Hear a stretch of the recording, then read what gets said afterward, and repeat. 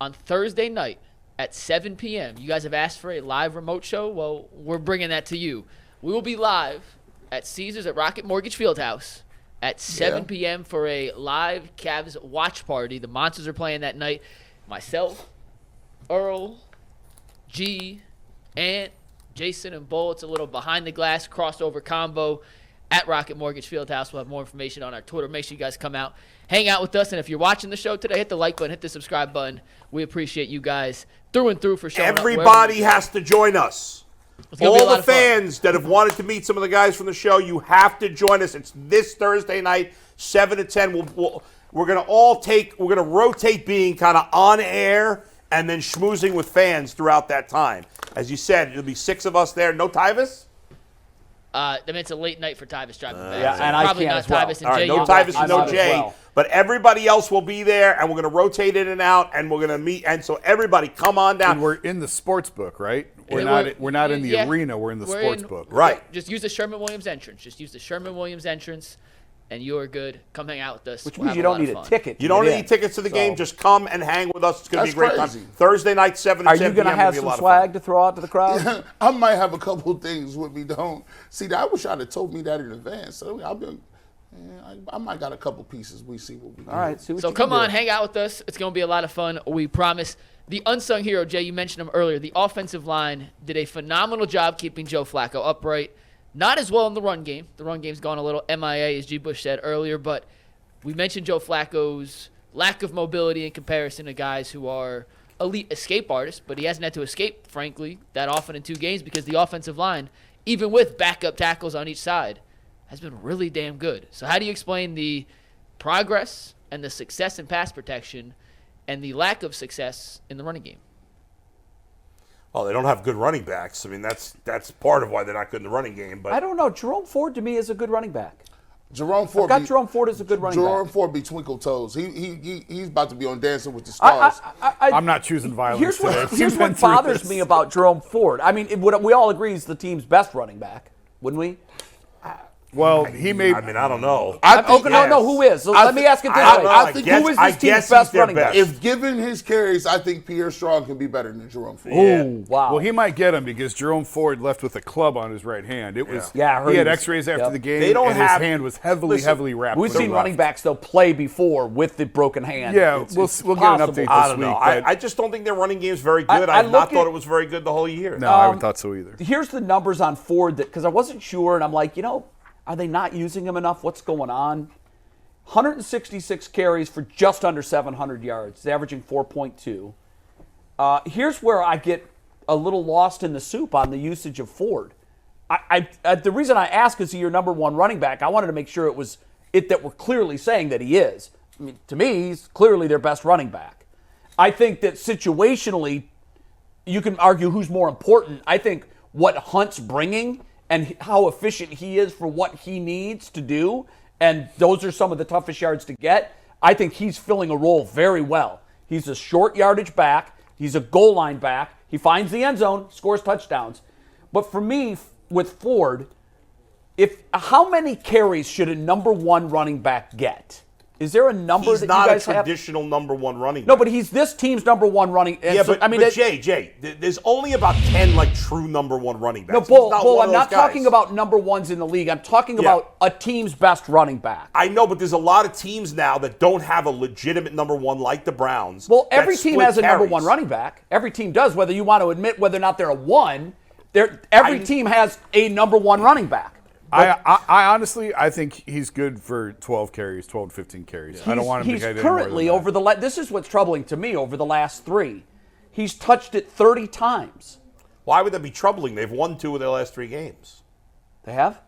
Yes. Oh, no, they lost. They're 1 and 2. That's why it's troubling. True. Yeah. Okay, well, but they won their last game. You're right, but what I don't look at Jerome Ford as a home run hitter, as a playmaker who has to have the ball in his hands. But these numbers are more than serviceable. He's 30 carries over 3 games for 135 yards, and he's averaging 4.5 yards per carry over the last 3 games. I just want to see him get more involved. I look at it when you go to the All-22, he does give you some splash plays. I don't necessarily think he's a home run hitter. But sometimes you get intoxicated with that. If he can give you a 60-yard play, you say, okay, well, let's fill out and see if he can get some more touches and we can maybe get a home run because the offense is built on we're not going to get 40 points a game. However, he also gives you 4 to 5 plays where they're negative plays. More at least. And those negative plays. Barry Sanders gave you a lot too. But Jerome Ford is not Barry Sanders. No, but here's the thing. He is not. You give me Don't negative ever plays. put those two names in the same sentence If you again. give me negative plays, and I agree there are, but you're still averaging 4.5. Jay, I'm okay with 4.5. He's one of the least efficient running backs in the league. He has. No, he's not. He has. 16th. He got issues. I watched. I'm like, listen. There's times where there's 2 or 3 yards that are there. Running backs coaches will tell you if the 2 or 3 are there, put your foot in the ground, get forward. He does a lot of lateral east and west stuff, and he's taking losses too much. You can't do that, especially with this type of offense. Yeah. I think he's not very, and I don't even like. I can't believe I'm saying this word. You guys can have it. He's not very efficient. I got to put the quotes on it because I'm going to be used 4.5 against yards per carry is not that efficient. doesn't show his efficiency. Because when you have one, well, you've been arguing for a month that yards per carry doesn't matter. All that matters is total yards. But now when it benefits you, and you're going to use it. No. I still say that. Yes. No. Yes. I'm going to tell you that what I've been arguing. I'm still arguing that. Yeah.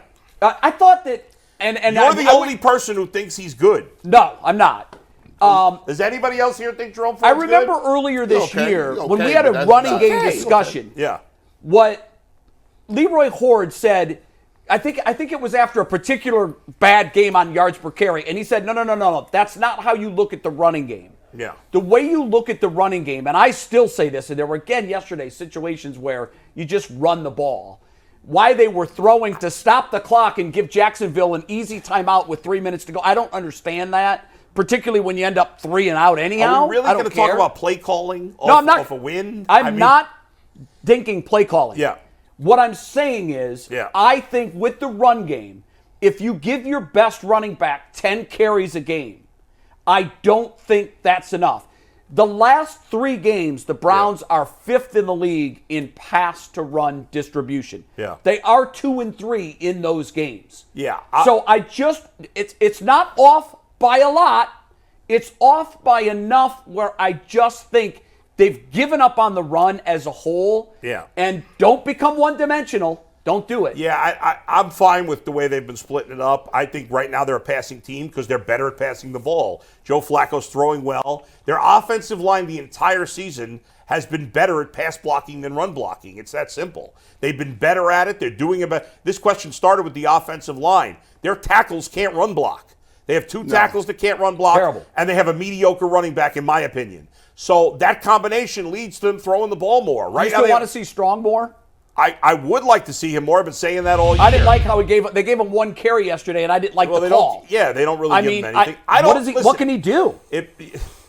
I'd like to see him more. If they had Nick Chubb, they'd be running it a little more. I think better be. I think when you got Kareem Hunt and he's on the goal line, they've designated him as their short yardage back. Yeah. Right?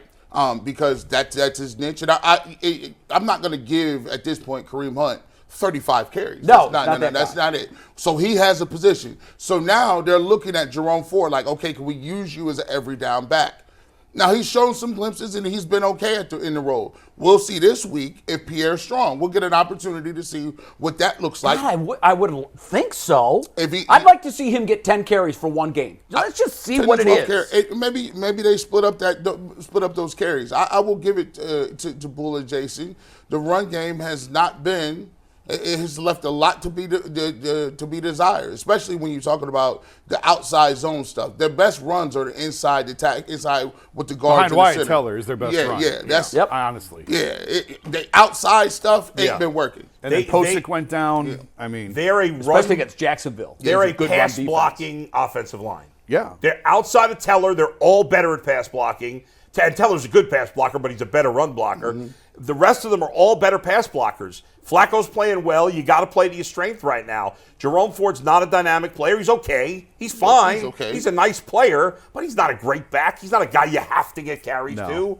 I don't see that at all. So I have no problem with the run being down a little bit the last few weeks. I did have I did have a problem with it against Denver. That was the only game I didn't like that they didn't use the running game enough. When we talk short yardage, yeah, you guys scream and holler about why are they throwing it. I think that they've gotten this thing to the point now where defenses have no idea what they're going to do in short yardage, which was the whole point of this. And we saw it on the big touchdown throw.